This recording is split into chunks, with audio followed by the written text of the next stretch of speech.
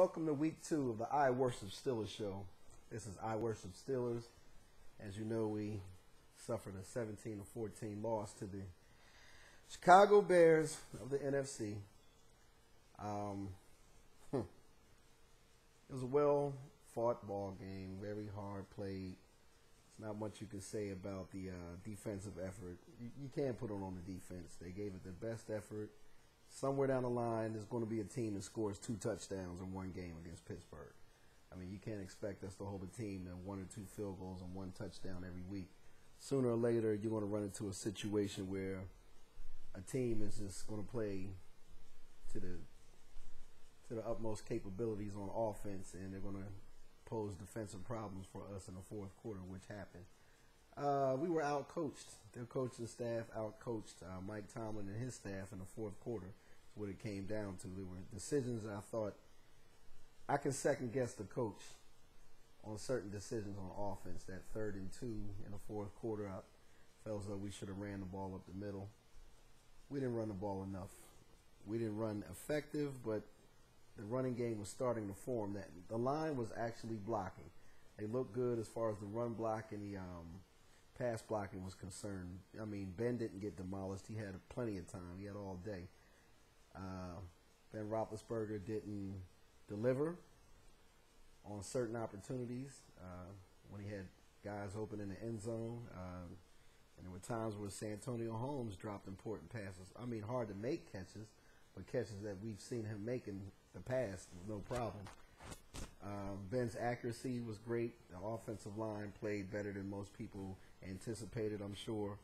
The running game, we're still struggling, but with Frank the Tank Summers in the game, with a fullback in the game, there was a vast improvement. I saw some improvement there.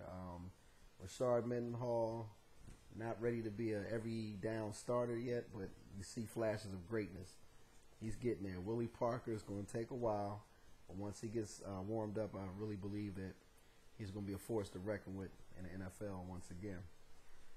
Receivers look good, but I don't know what's going on with the decisions of Bruce Arians and Mike Tomlin as far as playing wide receivers more. But it looks like Hines Ward and Santonio Holmes could be burnt out by the middle of the season if we don't use our backups more often and more wisely. We got to use more Sean McDonald. I saw him in glimpses of the first quarter.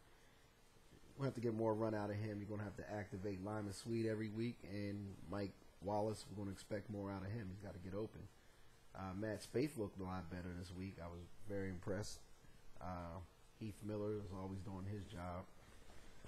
Offense didn't look bad, but we got to score points early. That's what I predicted last week. Early in the game, we needed to score a great amount of points, at least a decent amount of points, and establish a strong lead. We didn't do that. We played around with this team too much. We got cute with the play calling. We got to do better. We got to do better, and we need to do it right away. We can't fall to substandard teams like the Cincinnati Bengals and what have you. We got the Chargers after that. That's going to be a hell of a matchup. You know, expect a war with the Chargers every time. They're not too happy with us. We put them out the playoffs last year in the divisional round. So you're looking for some type of revenge, I'm sure. Defensively, I thought we looked great for the most part. I knew we were going to have problems at safety and just defensive back. All the defensive back positions, we're having issues right now. We're going to have issues for a while until we learn how to use our personnel better as far as our backups. We got to substitute a lot more in defense. These 11 to 12, 13 guys are getting tired, running around and trying to make all the tackles. Troy needs to come back soon because Tyrone Carter is not a every down 60-minute defensive back. He's up there in age. He was never a stellar safety to start with. He was just a decent backup, and he plays good in certain situations, certain formations. But we're going to have issues right there, that position. Ike Taylor, I'm just about finished with him. I'm about done with Ike. He'll show me flashes of greatness, and he'll look good against some of the premier wide receivers in the league, but some of the average to middle tier wide receivers, he just gets burnt and destroyed by, and we can't use it anymore. At this point, I'm thinking about putting William Gay in the position of Ike Taylor and bringing Deshae Townsend back as an every down starter and getting more production out of the nickel position from Keywan Ratliff. Special teams is looking good in the first game against Tennessee. Against Chicago, certain aspects of the special teams look great. As far as coverage, we look really good. We're getting downfield quick. Fox is looking good. Andre Frazier was awesome. I saw him on about 3 solo tackles on special teams. The holder / punter, Daniel Sepulveda, looks great. He held the ball for Jeff Reed. Jeff hit a wall on the road against Chicago. I mean, he made, I don't know the stats, something like 46 out of the last 48 field goals in the last year and a half, and he was going to hit a wall sooner or later. Why not against the NFC team early in the season on the schedule instead of against a division rival or a big conference matchup later on in the season? I'd rather it happen now than deep down in the season. So, you know, Jeff will rebound. He's money. Jeff is someone you could always count on. Next week, Cincinnati Bengals. I wouldn't call it a rivalry, but they're a team that can't stand us. You know, they have pure hatred for the Steelers. They're going to come gunning for us. All of these teams that we face this year know that they're facing the world champions, a supreme team of sorts. Us, the Pittsburgh Steelers. They're going to come with their A game. Every last team that we face. So expect none less from the Cincinnati Bengals. Also, they're going to come at us with everything they got. But Cedric Benson is not going to have a stellar rushing performance against us like he did last week against the Packers. It's not going to happen.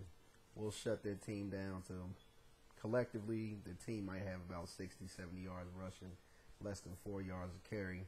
Carson Palmer's going to be winging the ball 40, 50 times, just like Cutler was winging the ball all day. So defensive backs get ready again. I didn't see much of a blitz presence last week. We got to blitz like crazy every week. We got to blitz like we don't care, you know. The pass rush packages look poor. Maybe Dick LeBeau's playing chess now, not showing you everything. We're well into the season now. We're in the 3rd week. Show everything. Show what you need to show. This coaching staff, do not get out coached by Lewis's team, whatever you do. He's a head coach who's had more than enough chances. He's out of here. Please don't be embarrassed.